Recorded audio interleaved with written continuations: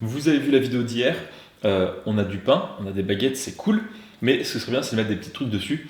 Et aujourd'hui, ce sera une recette sur des tartinables, et on va essayer, pour un petit twist, ce sera des simili houmous, de manière assez large, et je vais essayer d'en faire 6 de couleurs différentes, pour essayer d'avoir le rainbow tartinable, ou le rainbow houmous, sachant que tous ne seront pas des houmous, donc les couleurs viendront des différents aliments.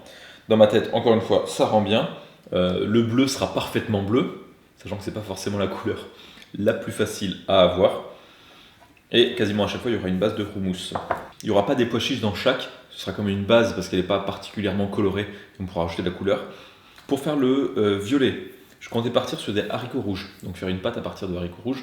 Pour le vert, des petits pois, ça c'est des couleurs qui sont assez faciles. Pour le rouge, des tomates séchées et éventuellement du concentré de tomate. Avec du houmous, ça sera assez facile à avoir. Pour le orange, je pense que ce sera principalement du curcuma. Orange et jaune, j'essaierai de trouver un truc un peu différent.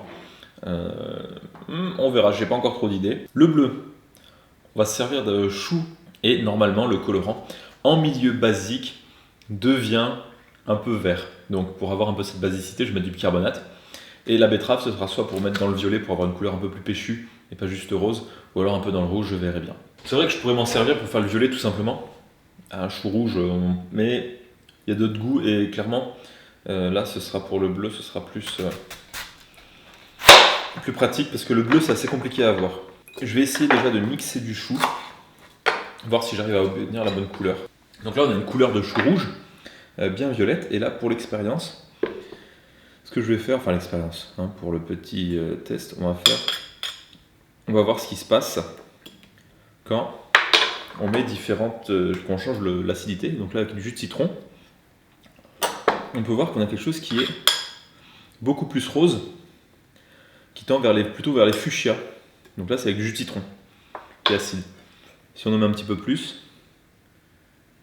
toute façon le pH va pas plus diminuer. Ok, là on a quelque chose de violet quand c'est a priori avec le pH du chou, sans avoir rien ajouté. Et de l'autre côté, si je mets du bicarbonate, voilà, c'est ça que je voulais voir. Si je mets du bicarbonate, j'obtiens quelque chose de bleu pétant. Donc jus de citron d'un côté, bicarbonate de l'autre.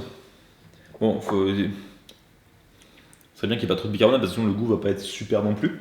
Mais pour le côté bleu, presque chimique, obtenu naturellement, c'est dur de faire tellement mieux que ça. Là, je vais partir plutôt sur du bleu foncé en mettant le minimum de bicarbonate que je peux. Voilà, donc c'est le premier, le plus waouh. Les autres, ce sera moins chimique. Donc là, clairement, pour le bleu, je range le citron, c'est pas ce que je veux, surtout pas. Et je vais mettre du bicarbonate. Bon, là, il y a quand même beaucoup de volume. Le changement de couleur est quelque chose qui, là, on a un bleu nuit sympa. Donc je vais mettre ça dans un bol. Autre astuce tant qu'on y est, si vous voulez rincer des pois chiches par exemple qui sont en boîte et que vous ne voulez pas utiliser de passoire parce qu'il faudra laver, et voilà, on n'aime pas forcément trop. Je retourne l'ouverture facile et là, je fais quelques petits trous, même j'ouvre à chaque fois sur quasiment un quart. Je saute un peu et je réouvre de l'autre comme ça, la passoire est intégrée. Et ça après, je retourne au-dessus de l'évier. J'ouvre de l'autre côté et je peux rincer. J'en mets pas trop parce que je vais en faire pas mal des tartinables à la fin. Donc il m'en faut au moins, il faut que je partage ça en 4 de cette préparation au chou qui est clairement bleu. Allez, je vais commencer avec une cuillère. Et là, surtout pas, on rajoute pas d'aliments acides. Et je verrai si les pois chiches sont naturellement acides ou pas. Peut-être qu'ils le sont un petit peu, donc j'équilibrerai éventuellement. Et là, on va mettre quand même un petit peu de goût. Parce que là, chou, c'est sympa. Mais pas complètement non plus. Cette pâte de sésame, un petit peu d'huile d'olive. Après la première étape de mixage, on a quelque chose qui est pas vraiment bleu, c'est plutôt vert. Et vu que j'ai goûté et on n'a pas forcément ce goût de bicarbonate qui ressort particulièrement, je vais rajouter un peu de chou et je vais remixer. Oh là là, ça tombe. Et je vais mettre aussi un petit peu d'ail pour relever le tout. Et donc voici pour le premier tartinable et je pense le plus waouh quand on sait que le bleu c'est pas facile à faire. Et je vais tous les mettre dans des verres, comme ça on pourra bien les voir. Voilà, si on m'arrête dans la rue et qu'on me demande globalement parmi les 6 couleurs de l'arc-en-ciel, c'est laquelle, clairement je sors bleu. Là, je vais pas dire que c'est vert. Pour essayer d'être un peu efficace, pour faire le violet, je vais prendre des haricots rouges et je vais pas nettoyer le fond du bleu parce que ça sera plutôt rose. Et avec ça fera du violet, j'espère. Après, j'ai rajouté des 3 jours. Ou pire, j'ai juste à mixer un peu de chou rouge qui est plutôt violet. Un petit peu d'oignon rouge, les haricots rouges que j'ai mis là. Un petit peu de coriandre, un petit peu de sel, un petit peu de poivre, tout plein de petites choses, un trait de jus de citron, de l'huile d'olive, du thym, un peu ce qui nous passe sous la main. Voilà, et donc là, c'est pas un houmous parce qu'il n'y a pas de pois chiches. Pour le violet, je trouve qu'on est plutôt pas mal. Il est peut-être un peu liquide. Donc j'ai rajouté un petit peu de chou rouge aussi, parce que les haricots c'était un peu un rose pâle. Donc là avec le chou rouge ça intensifie un petit peu. Même là ce sera jamais aussi coloré qu'avec des colorants, aussi péchu qu'avec des colorants. Mais ça va. Et donc là j'ai mis un poil trop d'eau, j'ai mis un peu de vinaigre, un petit peu d'ail, justement pour après le bleu ou avant le bleu pour avoir quelque chose d'un peu plus acide. Et là c'est très bien, on sent un petit peu le thym, enfin c'est un peu gras, c'est comme il faut. C'est quasiment quoi comme couleur? C'est quasiment du rouge. Mais on va faire le rouge sans nettoyer. Et à la fin, le pot sera dégueulasse. Mais au moins, ça me fait des nettoyages en moins. Pour le rouge, c'est qu'on veut quelque chose de vraiment péchu et pas qui tende vers le rose. Ou le violet, après on se dira, oh, il a fait du violet, c'est pas ce qu'on voulait. Mais normalement, ça devrait aller. Et on va aller sur des tomates séchées. Et je pense que je mettrai aussi du concentré de tomate. Parce que là, ça sera pas assez rouge. Et le concentré de tomate, on sait que ça devient rouge. Ça marche. Et donc là, je mettrai pas d'huile. Un petit peu de thym, encore une fois. Donc là, demain, je pense qu'au lycée, je vais y aller avec mon bento multicolore. Comme d'hab, un petit peu de sel, un petit peu de poivre, un petit peu de ce qui me passe sous la main. Les épices classiques, c'est cumin, coriandre. Si vous voulez mettre un peu de piment, des herbes. Mais là, les herbes, ça va apporter de la couleur, c'est pas ce que je veux. Donc je vais mettre du concentré de tomate, je mixe et je vous montre le résultat. Donc là, ce qui devait arriver arriva. Je départis sur du rouge, on obtient un orange un peu fade. Je rajoute du concentré de tomate, c'est pas non plus exceptionnel. Donc là, je vais mettre une petite betterave là-dedans pour essayer d'avoir un peu plus de rouge, et s'il le faut je mettrai du chou. Pour ce rouge j'ai rajouté 2-3 petites choses, donc comme je l'ai dit, une betterave, j'ai remis un peu de concentré de tomate, donc là rien de nouveau, j'ai mis un peu de sauce sriracha, et je sais pas si dans la sauce il y a du colorant alimentaire, et dans le cas ce serait quasiment triché, donc si c'est le cas j'en ai pas mis. Non, j'ai mis un peu de paprika, un peu les épices, un petit peu de piment qui était rouge, du piment en poudre, ça change pas exactement, mais là on est sur un rouge brique, je pense. Encore une fois, si on me demande, je dirais pas que c'est orange, je dirais clairement que c'est rouge, et celui-là il est super bon. Il y a ces goûts un petit peu clichés hispanisantes qui sont pas mal du tout. Donc pour l'instant celui-là il est très très bon.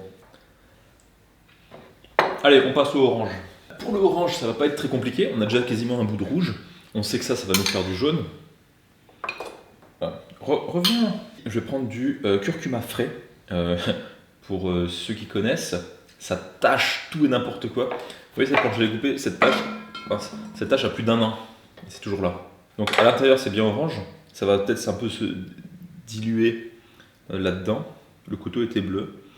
Je mixe ça. Je vais apporter un petit peu de le goût qu'on aime orange. Et ce que je vais faire, je vais mettre du jus de citron. Et pour rappeler ça, je vais mettre un petit peu de clémentine.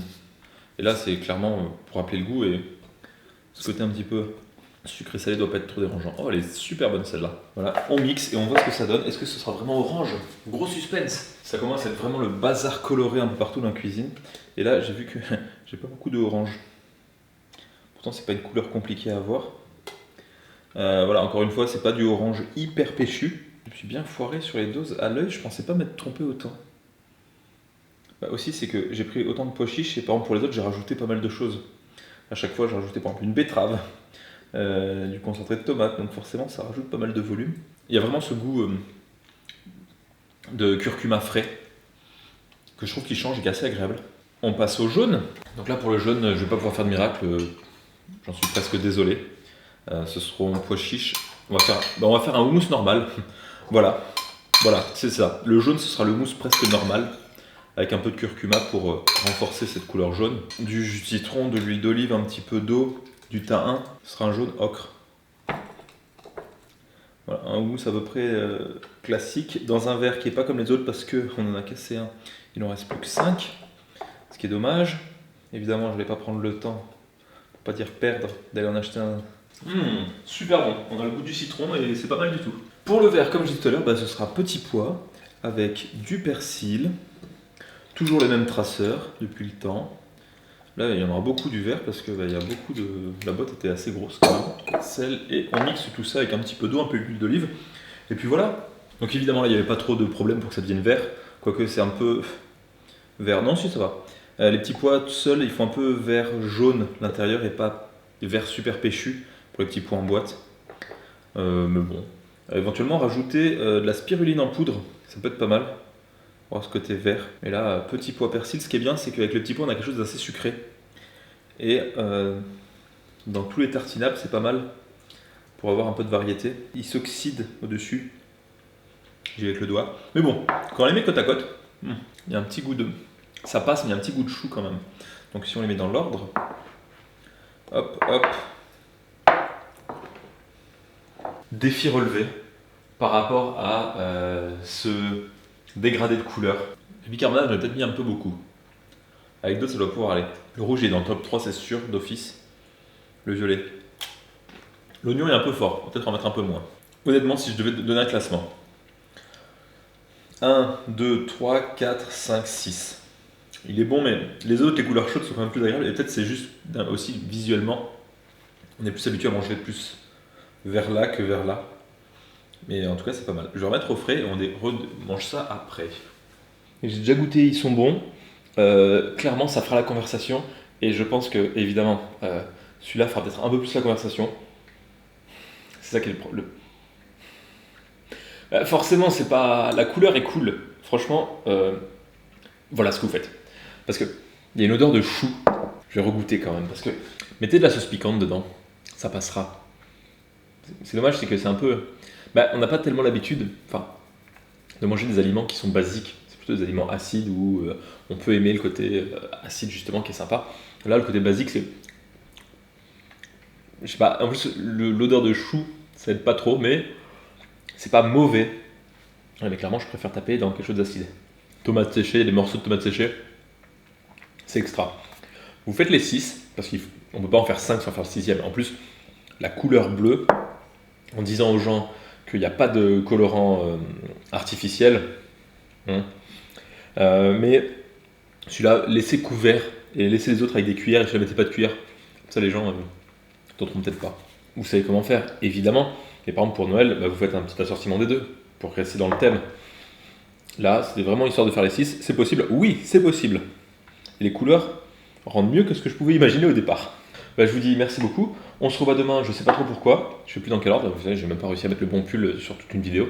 Mais en disant ça, je sais que j'ai pas mis le bon pull et je l'ai quand même mis. On sent le mec qui a presque fait exprès. Ou qui avait la flemme de mettre le pull et qui a fait genre ouais, je sais pas ce que je fais trop de vidéos, j'ai pas le bon pull, mais c'est pas grave, faites comme si. Alors qu'il aurait très bien pu changer de pull s'il savait dès le début qu'il mettait pas le bon pull. Oh la flemme, c'est fou, fou, fou.